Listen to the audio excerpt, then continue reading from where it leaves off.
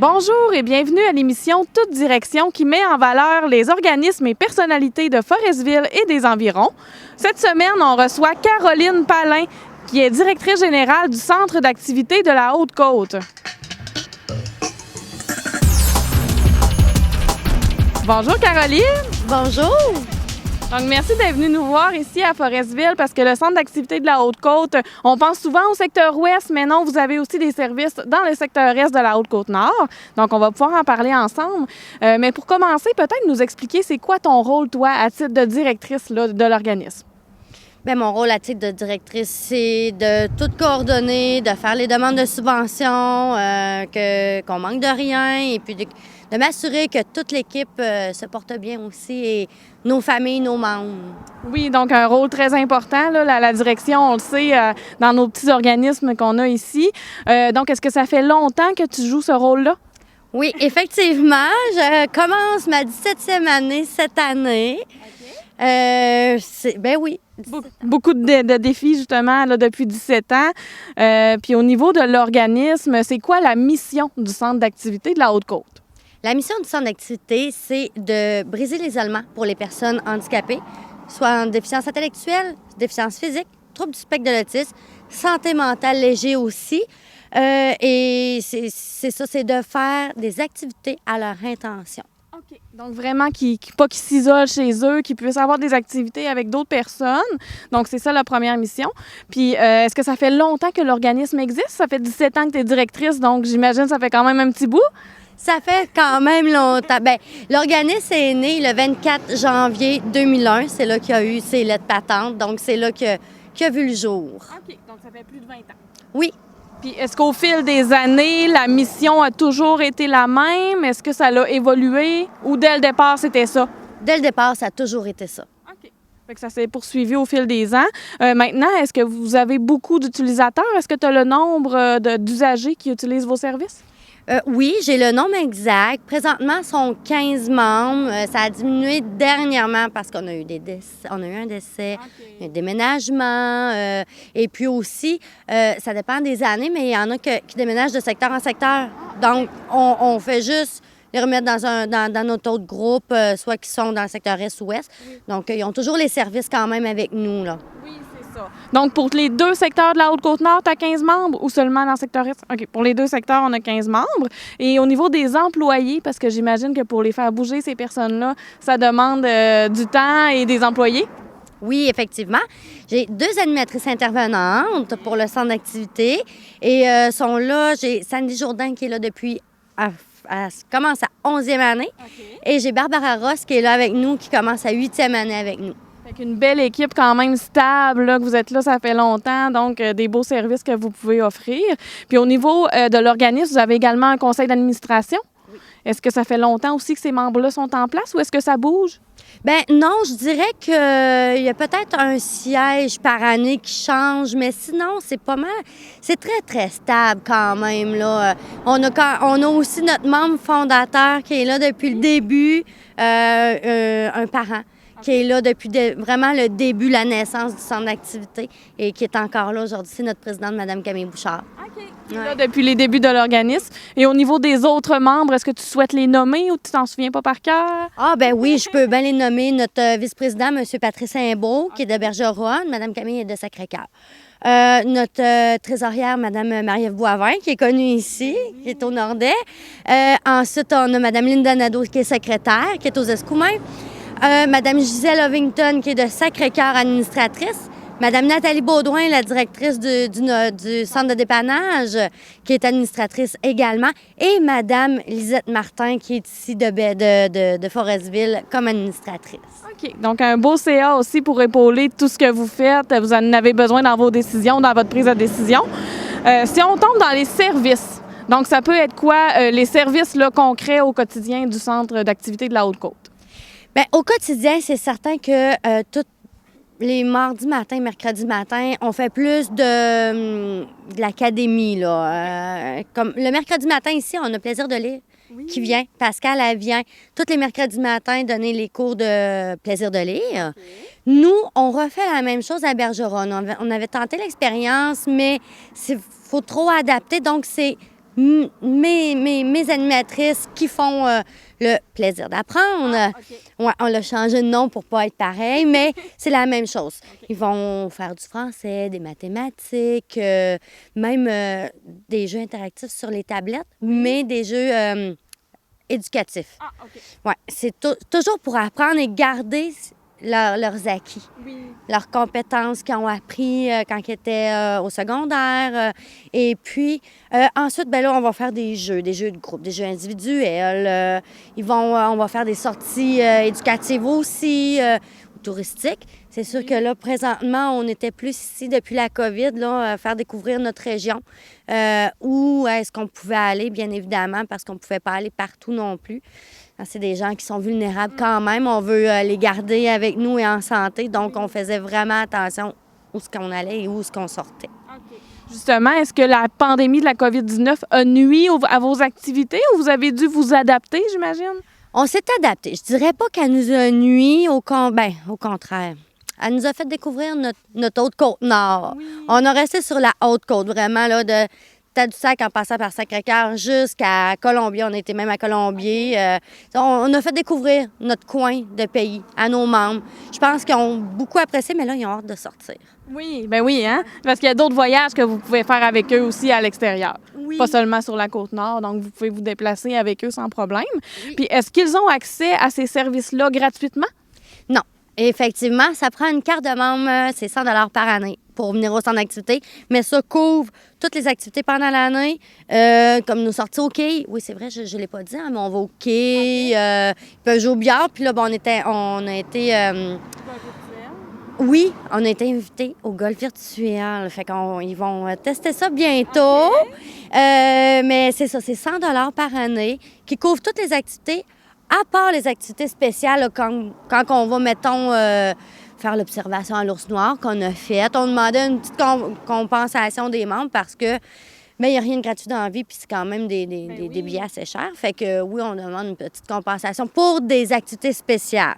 Mais sinon, programmation normale du centre d'activité, 100 $, et puis on leur remet tout le temps un cadeau à l'effigie du centre d'activité. L'année passée, ils ont eu une boîte à lunch. L'année d'avant, c'était un chandail. Cette année, ils vont recevoir un beau sac à dos avec le logo du centre d'activité. Ouais. C'est bon. Puis donc, vous desservez vraiment toute votre clientèle de la Haute-Côte-Nord au complet, là? Oui. C'est ça. Puis au niveau de vos locaux, vous êtes situés où dans les deux secteurs? À Bergeronne, on est au CEA au 514 du Boisé. Et puis ici, on est au CEA aussi, CFP-CEA, là, de Forestville. Dans les locaux du Centre d'éducation des adultes. Exactement. Aux deux endroits, c'est nos locaux. OK. Donc, vous pouvez faire vos activités là, mais quand vous sortez, bien entendu, vous pouvez prendre votre magnifique autobus pour apporter vos usagers. Au niveau, justement, des activités à venir là, cette année, est-ce que vous avez des surprises qu'on ne peut pas dire peut-être? Ou... On peut quand même les dire parce que tout a été approuvé, tout a été décidé en équipe et en conseil d'administration. On amène nos membres voir Damien Robitaille au mois de juin.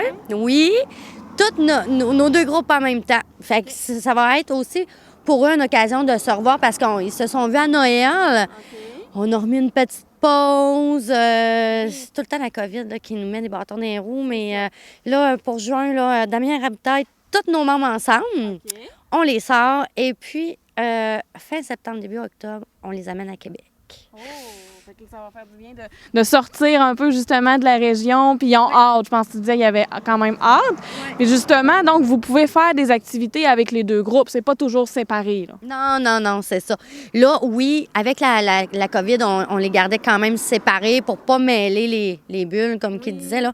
Mais là, on y va tout ensemble parce qu'habituellement, on faisait toujours nos grosses activités, les deux groupes ensemble, pour leur donner l'occasion de se voir parce que ça se crée des amitiés aussi. Puis là, ils se parlent sur... Il y en a qui se parlent sur Facebook, il y en a non, qui sont pas là-dessus. Mais quand ils se voient en vrai, c'est bien plus le fun. Oui, vraiment. Donc là, Caroline, on va prendre une petite pause publicitaire et après la pause, on sera de retour pour parler encore des services, de qu'est-ce qui s'en vient pour l'organisme Centre d'activité de la Haute-Côte. Donc, de retour après une courte pause.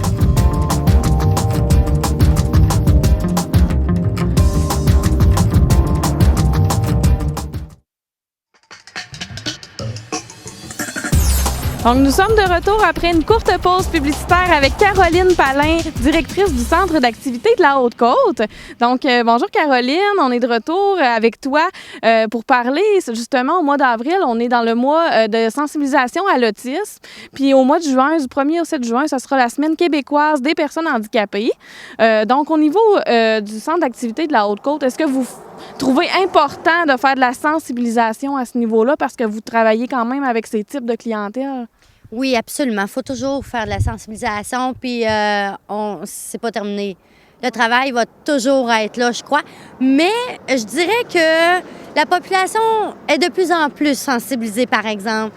C'est nous, ils nous voient arriver avec notre autobus, on est accueillis partout, le monde nous connaît. Mais il va toujours rester un travail à faire.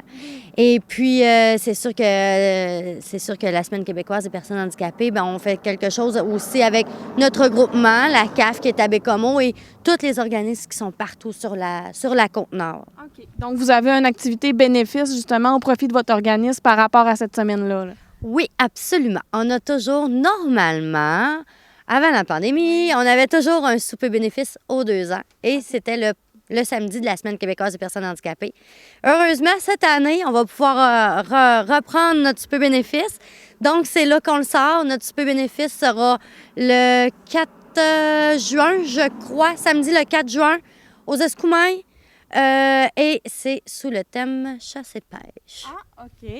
Donc, est-ce qu'il y a déjà des billets en vente ou c'est de surveiller vos réseaux? Surveiller les réseaux, ça va sortir bientôt parce qu'on est vraiment dedans, là, et on sort les billets très prochainement.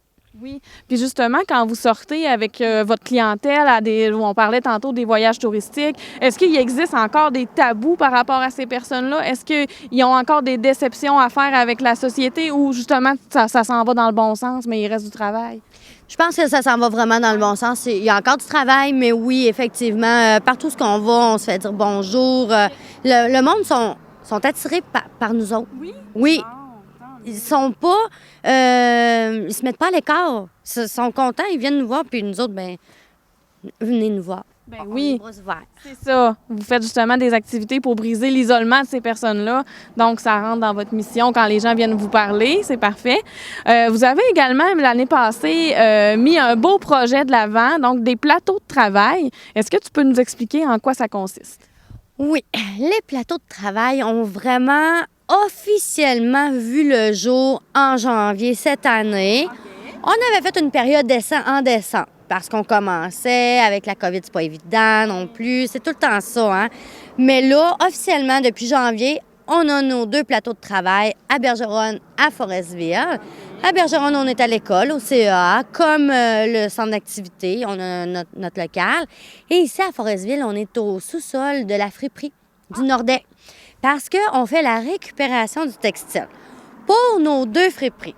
Donc, on est en collaboration avec le centre de dépannage pour le secteur ouest et pour le secteur est, on est en collaboration avec la friperie du Nordais. Okay. On récupère le textile parce qu'il y a énormément de textile qui part d'un côté puis de l'autre. Là. Oui. C'est épouvantable, les tonnes de textiles qui peuvent partir de la Côte-Nord. Donc, on essaie d'en récupérer. Présentement, on est sur des projets notre intervenante fait des projets de tresse-sachet avec le jeans. Ah, okay. Parce qu'il y a beaucoup de jeans. Okay. Beaucoup de jeans. Et puis, c'est certain qu'on récupère les fermetures éclairs, les boutons. Mais tout ça, tout ce qui est fait présentement est redonné aux 2 friperies parce que c'était pour eux du financement. Okay. Donc, on ne leur enlève rien, on le travaille, on le redonne pour qu'ils le revendent comme avant parce qu'eux, ils n'ont pas nécessairement quelqu'un qui est payé toute la semaine pour faire ça non plus. C'est ça. Donc, nos personnes, on leur montre. Il y a de la couture, il y a du découpage, il y a du triage. Et aussi, à Bergeronne, on a aussi le volet déchiquetage. Ah, okay. Parce qu'il y a beaucoup de déchiquetage à faire et qui est retourné à l'école à Bécomo pour la transformation encore une fois. Okay. Donc, c'est vraiment toute de la récupération, finalement, qu'on fait là, chez nous ici. Puis vos usagers, ça leur apporte quoi de positif? C'est quoi qui est positif de ces plateaux de travail-là pour votre organisme à vous? Bien, je dirais que c'est des journées de plus pour eux autres pour sortir, pour voir leurs amis, pour pouvoir discuter, socialiser. Oui. C'est surtout pour ça et puis pour toucher d'autres choses que des activités du centre d'activité. OK. Là, c'est vraiment un travail. Ils ont quelque chose à faire. Ben oui. Ils se sentent vraiment valorisés aussi, puis c'est parce qu'ils réalisent. Ils réalisent du matériel, là. Ils font quelque C'est chose. concret, là. Oui, c'est ça. C'est concret. Puis c'est sûr que là, on débute, hein? Oui. Donc, les inscriptions sont ouvertes présentement. Pour s'inscrire au plateau de travail, c'est 10 pour la carte de membre pour l'année. Et puis, c'est certain que là, ils vont avoir un projet à faire, qu'ils vont garder les sous pour avoir un voyage à la fin de l'année. Ah, OK. Oui, Parfait. pour les récompenser. Donc, jusqu'à maintenant, est-ce que vous avez quand même beaucoup de participants ou là, vous n'auriez besoin encore? Hein? On aurait besoin de participants. On n'a pas beaucoup d'usagers qui participent. Ici, à Forestville, on en a 2. OK. Seulement 2. Et puis à Bergeronne, 3. OK.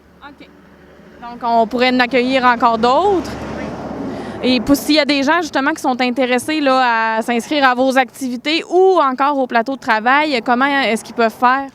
Ils me téléphonent à l'école au 418-232-1167, le poste 7120. Et mon nom, c'est Caroline. Donc, ils font affaire avec toi pour pouvoir s'inscrire. Au niveau des plateaux de travail, est-ce qu'ils peuvent se joindre en tout moment ou est-ce que là, vous allez terminer pour l'été? Ben non, c'est ça. On est vraiment dans la période d'inscription là, pour le centre et pour le plateau jusqu'au 31 mai, jusqu'à la fin mai. Et puis par la suite, c'est sûr qu'ils peuvent venir essayer, voir s'ils aiment ça. Oui. C'est sûr que on vise nos personnes qui ont une déficience intellectuelle, trouble du spectre de l'autisme. On peut pas accueillir des personnes en fauteuil, cependant, parce qu'il y a des marches à descendre. C'est pas accessible, malheureusement. On travaille là-dessus pour avoir des endroits accessibles pour tout le monde, là. OK, parfait.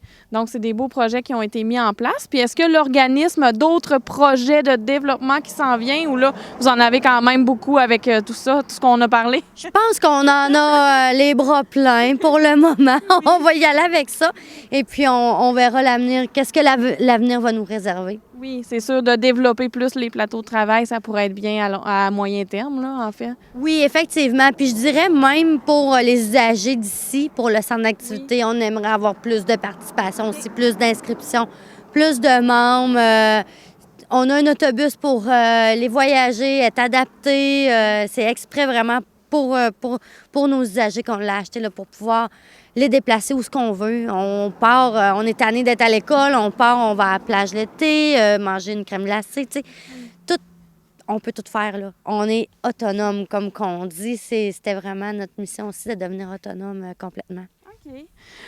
Puis avant de terminer, j'aimerais peut-être qu'on en apprenne un petit peu plus sur toi parce que c'est sûrement que tu es très connu dans le secteur ouest, ici dans le secteur est.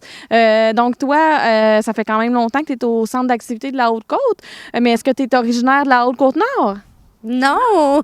Je suis originaire de Saint-Jean-sur-Richelieu, mais je suis quasiment native d'ici, là. On est arrivé ici, j'avais 2 ans et demi. Ah, OK. Fait qu'on peut quasiment oublier ça. Résidente depuis longtemps. Oui, Des Escoumins? Oui, les Escoumins, oui. OK. Puis c'est quoi qui t'a amené à travailler pour le centre d'activité? Bien, écoute, moi, ma mère est famille d'accueil. Quand je suis partie au cégep, ma mère est devenue famille d'accueil parce que là, j'étais le bébé, hein, je suis le bébé de la famille.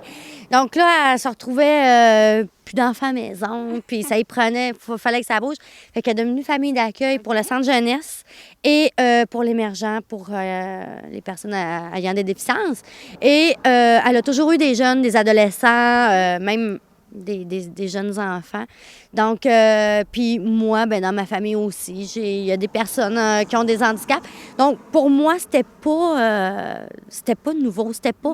ça me dérangeait pas et puis je savais que j'avais une mission à accomplir. OK. Ouais. Puis au départ, j'ai rentré au centre d'activité pour remplacer un congé de maladie de 3 mois, finalement. J'étais encore là aujourd'hui. T'es jamais partie. Puis est-ce que tu as étudié dans un domaine par rapport à ça? Hey, même pas. Ben, j'ai étudié en technique de bureautique à Chicoutimi au cégep. J'ai même pas comptabilité.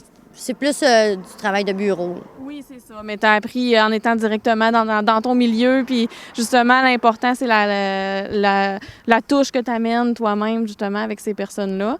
Donc, je suis bien contente de t'avoir reçu aujourd'hui, de t'avoir présenté à notre public. Puis merci d'être venu nous voir. Merci à toi de m'avoir invité. Fait qu'on se redonne des nouvelles pour vos prochaines activités. On continue de vous suivre. Quant à vous, chers téléspectateurs, je vous dis à la semaine prochaine. On va rencontrer le directeur général de la Caisse des Jardins ici de la Haute-Côte-Nord pour connaître plus d'avantages là, sur l'AGA qui se tiendra prochainement. Donc, on se retrouve la semaine prochaine.